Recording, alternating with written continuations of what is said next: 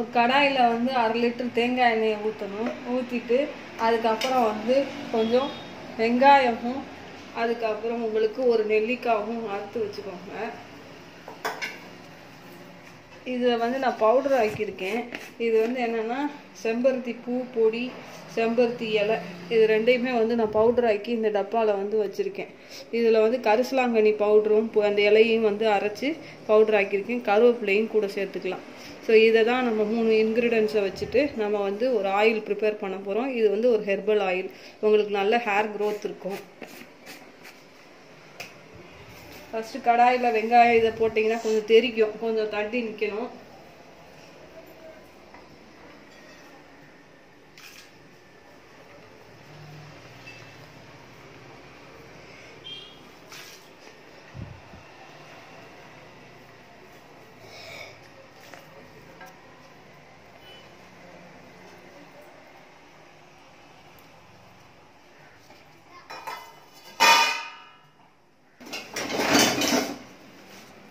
கடாயில் போடும்போது தண்ணி இல்லாத கரண்டியாக யூஸ் பண்ணுங்க.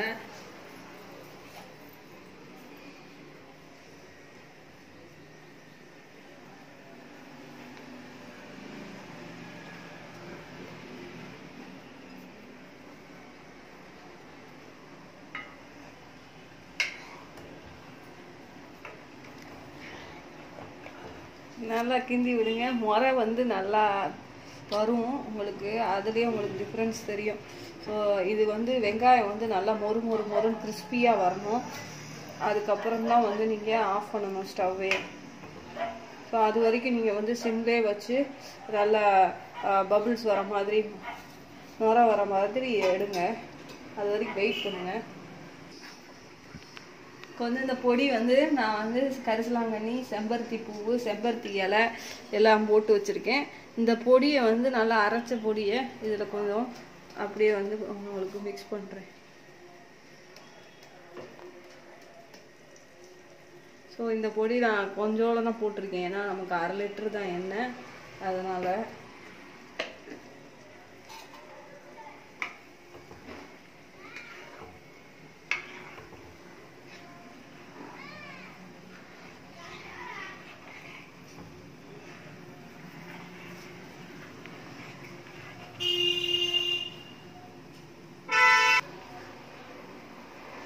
ஸோ இப்போ உங்களுக்கு நல்லா வந்து கொழுன்னு நல்லா வருது பாருங்க, குப்பிளிச்சு அப்படியே கொதிக்குது எண்ணெய். வெங்காயம் மட்டும் நல்லா மொறுன்னு கிறிஸ்பியாக வரணும். அப்போ தான் நீங்கள் வந்து நல்லாயிருக்கும், உங்களுக்கு எண்ணெயோட ஸ்மெல் எல்லாமே உங்களுக்கு கிடைக்கும். இதில் கொஞ்சம் வெந்தயம் வேணும்னா நீங்கள் சேர்த்துக்கலாம், ஆட் பண்ணிக்கலாம். அதுவும் வந்து உங்களுக்கு நல்லா பாடியில் இருக்க ஹீட் எல்லாம் குறையும்.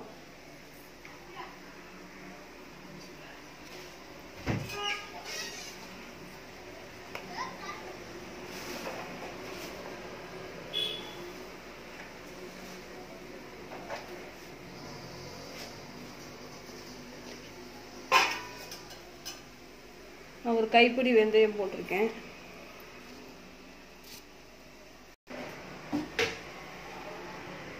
நான் சொல்கிறேன், இது அரைச்சிட்டு வருது. அது வேணாம்.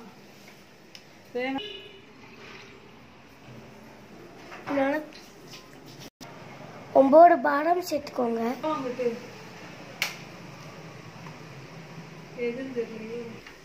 பாதாம் வந்து மிக்சியில் நான் அரைச்சிருக்கேன். ஒரு 10 பருப்பு கிட்ட அரைச்சி நீங்கள் வந்து அதை நைஸ் பண்ணி நீங்கள் போட்டுக்கலாம் அந்த பொடியை எண்ணெயில்.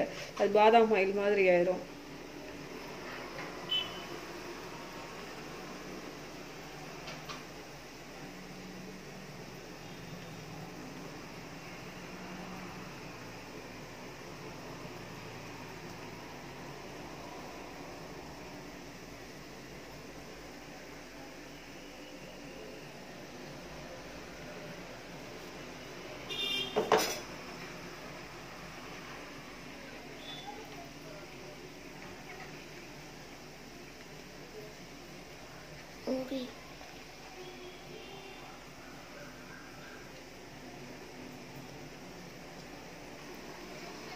நல்லா ஆயில் வந்து நல்லா முறையாக வருது.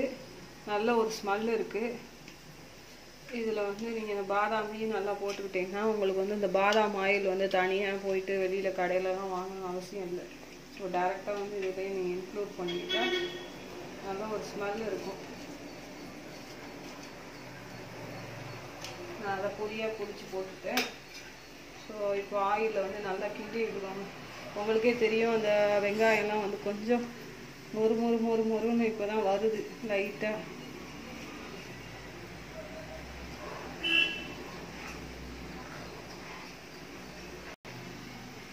இது வந்து வெங்காயம் போட்டிருக்கனால இதுக்கு வந்து நல்லா வெங்காய வாடையோ இல்லை ஸ்மெல்லோ இருக்காது. நம்ம எக்ஸ்ட்ரா வந்து பொரிஞ்சு வருது வெங்காயம். ஸோ ஸ்மெல்லெல்லாம் அடிக்காது, நல்லா தான் இருக்கும் வாடை. ஸோ நீங்கள் நல்லா யூஸ் பண்ணலாம். இந்த எண்ணெயினால எந்த ஒரு சைடு எஃபெக்ட்ஸும் இருக்காது. கண்ணெல்லாம் ஒன்றும் எரியாது, தலை வலிக்காது. ரொம்ப இயற்கையான ஆயில் நம்ம வீட்டிலே ப்ரிப்பேர் பண்ணுறோம். ஸோ அதனால் இதை யூஸ் பண்ணி பாருங்கள். இந்த மாதிரி என்னோடய சேனலுக்கு லைக் பண்ணுங்கள், சப்ஸ்கிரைப் பண்ணுங்கள், பெல் பட்டன் அனுப்புகிறேன். வெங்காயம்லாம் நல்லா பொரிஞ்சு வந்துடுச்சு, நல்லா மணமாகவும் இருக்குது. ஸோ இந்த ஹேர் ஆயில் வந்து நீங்கள் வீக்லி வந்து ட்ரைஸ் வந்து நல்லா அப்ளை பண்ணி பாருங்கள், வீக்லி ட்ரைஸ். ஸோ இதை வந்து நீங்கள் காய்ச்சின உடனே வந்து பாட்டிலில் ஊற்றக்கூடாது. தனியாக வந்து ஆற வச்சு பிறகு வந்து இந்த கண்டெய்னர் பாட்டிலில் ஊற்றி வச்சுக்கோங்க.